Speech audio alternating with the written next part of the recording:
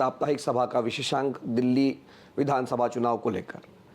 दिल्ली विधानसभा का जो मतदान है वो बुधवार को होना है और मेरे साथ इस चुनाव का गणित समझने के लिए जुड़ रहे हैं अमिताभ तिवारी, जो पॉलिटिकल एनालिस्ट है, पॉलिटिकल बाबा के नाम से ट्वीट भी करते हैं। अमिताभ, बहुत बहुत स्वागत है।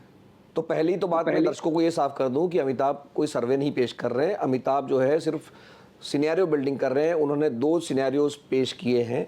एक सिनेरियो ये था कि अगर आम आदमी पार्टी का वोट 3% घटेगा तो क्या होगा, दूसरा सिनेरियो था कि 6% घटेगा तो क्या होगा।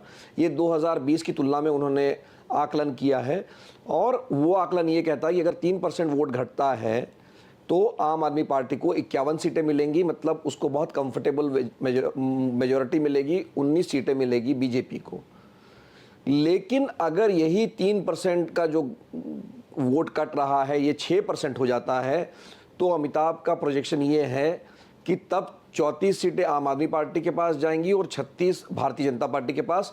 मतलब भारतीय जनता पार्टी को बिल्कुल जो बहुमत का आंकड़ा है 36, वहाँ तक वो पहुँच जाएगी, उसको एक साधारण बहुमत मिल जाएगा। तो ये आंकड़ा समझने के लिए हमने पहले भी अमिताभ से बात की थी, लेकिन इस बार इनका जोर जो है वो 6% वोट शेयर पर है कि 6% वोट अगर होगा तो क्या होगा। तो अमिताभ, ये 6% आपको क्यों लग रहा है कि वोट खिसक सकता है और उसका क्या परिणाम होगा? देखिए, 6% वोट खिसकने के दो तीन कारण हो सकते हैं। एक तो नॉर्मल एंटी इनकम्बेंसी है, 3 लेयर्स की एंटी इनकम्बेंसी है। एक चीफ मिनिस्टर के ऊपर है, एमएलएस के ऊपर है और एमसीडी भी क्योंकि जुट गया है। अब एमसीडी में आम आदमी पार्टी जीत गई है चुनाव, तो वहां भी एक लेयर ऑफ एंटी इनकम्बेंसी जुट गया है। एक्चुअली अगर आप हिस्ट्री देखेंगे तो इस सदी में जो जिस पार्टी ने भी एमसीडी चुनाव जीता है वो विधानसभा चुनाव हारती है। एक्चुअली दिल्ली में भाजपा के साथ ऐसा 3 बार हुआ लगातार। तो 6% के ये 3 कारण हो सकते हैं।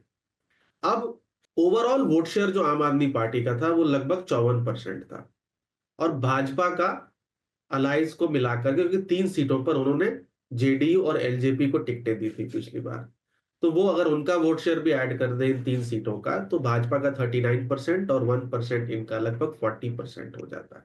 तो 14% की लीड है। लेकिन ये जो डिस्ट्रीब्यूशन है 14% का, ये यूनिफॉर्म नहीं है। अब दिल्ली को आप 3 कैटेगरी ऑफ सीटों में बांट सकते हैं। एक है एससी रिजर्व, जहां पर 12 सीटें हैं। एक माइनॉरिटी डोमिनेंट या मुस्लिम कम्युनिटी इन्फ्लुएंस्ड या डोमिनेंट, 10 सीटें हैं लगभग। इसमें से एक कॉमन सीट है, जो एससी रिजर्व सीट है वो मुस्लिम डोमिनेंट सीट भी है।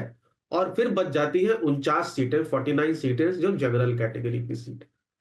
अब अगर एससी रिजर्व सीट्स की बात करें तो जो ओवरऑल लीड आम आदमी पार्टी की 14% की है state wide, SC reserve seat में 23% की लीड थी। आम आदमी पार्टी का 60% वोट शेयर था और भाजपा का लगभग 37% वोट शेयर।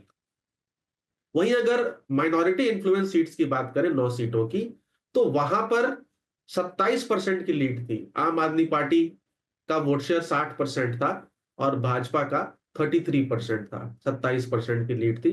माफ कीजिएगा, एससी रिजर्व सीट्स में 58% आम आदमी पार्टी का था और भाजपा का 35 था, तो वहां 23% की लीड थी। तो यहां लीड बहुत बड़ा था, जिसकी वजह से ओवरऑल लीड बड़ा दिखता है। अब अगर 49 सीट्स की बात करें तो वहां पर सिर्फ 10% की लीड थी, यानी 51% वोट शेयर आम आदमी पार्टी का था और भाजपा का 41। अब ये जो 49 सीट्स हैं, जहां पर जो एससी रिजर्व नहीं है और जहां माइनॉरिटी इन्फ्लुएंस कम है, अगर यहां पर 6% का स्विंग हो जाता है उन 3 कारणों की वजह से, एंटी इनकम्बेंसी की वजह से सीएम लेवल पे, एमएलए लेवल पर और एमसीडी लेवल की एंटी इनकम्बेंसी, तो भाजपा का वोट शेयर इन 49 सीट्स पर 47% हो जाता है और आम आदमी पार्टी का 46 हो जाता है। और यहां पर जो पिछली बार इन 49 सीट्स में से आम आदमी पार्टी 41 सीटों पर जीती थी और भाजपा सिर्फ 8 सीटों पर जीती थी।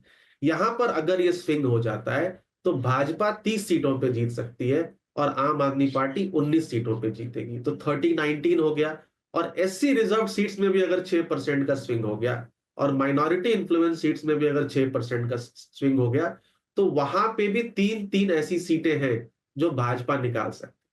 तो despite a lower vote share, यानी आम आदमी पार्टी का 54 से 48 होगा ओवरऑल वोट शेयर, और भाजपा का 40% से 46, या भाजपा है एनडीए का, तो अभी भी 2% की लीड स्टेट लेवल पे आम आदमी पार्टी को हो सकता है हो, लेकिन 36-34 हो सकता है। यानी जैसे भाजपा ने उड़ीसा में भी कम वोट शेयर पर वो स्टेट जीत लिया था, या हरियाणा में वोट शेयर की बहुत चर्चा थी, आपको ध्यान है कि बहुत कम वोट शेयर मार्जिन है, फिर भी सीटों की संख्या भाजपा की ज्यादा थी, क्योंकि स्ट्रक्चर ऑफ वोट शेयर ऐसा है, डिस्ट्रीब्यूशन ऑफ वोट शेयर ऐसा है कि आम आदमी पार्टी एससी रिजर्व सीट्स और माइनॉरिटी इन्फ्लुएंस सीट्स जो 21 हैं वो बहुत बड़े मार्जिन से जीती थी, और जो बाकी 49 जनरल कैटेगरी सीट्स हैं वो कम मार्जिन से जीती थी। तो यहाँ पे स्विंग जो है, छोटा सा भी स्विंग, 6% का स्विंग जी। भाजपा को एक एज दे सकता है। अमिताभ, नहीं, जो अमिताभ ने आंकड़ा समझाया उसको मैं सरल शब्दों में कहूं अगर,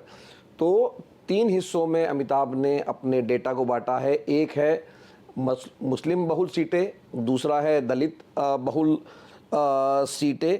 इनका आंकड़ा हो जाता है 21, 12 जो है दलित बहुल सीटें हैं और 9 सीटें हैं मुस्लिम बहुल सीटें। तो अमिताभ का ये कहना है कि अगर यहाँ 6% का भी स्विंग हो जाता है, मतलब आम आदमी पार्टी का वोट 6% भी गिर जाता है, तब भी उनको सिर्फ नुकसान 6 ही सीटों का होगा। लेकिन अगर 6% का स्विंग जो बची हुई 49 सीटें हैं वहाँ अगर हो जाता है तो वहाँ सीटों का नुकसान बहुत ज़्यादा होगा, क्योंकि पिछली बार उनको 41 सीटें मिली हैं आम आदमी पार्टी को, और अमिताभ कह रहे हैं कि अगर ऐसा होता है तो इस बार उनको सीटें मिलेंगी 19, मतलब 22 सीटों का नुकसान होगा। लेकिन अमिताभ, मैं 1 मिनट के लिए आपको ये सिनेरियो आपने अलग से बनाया था।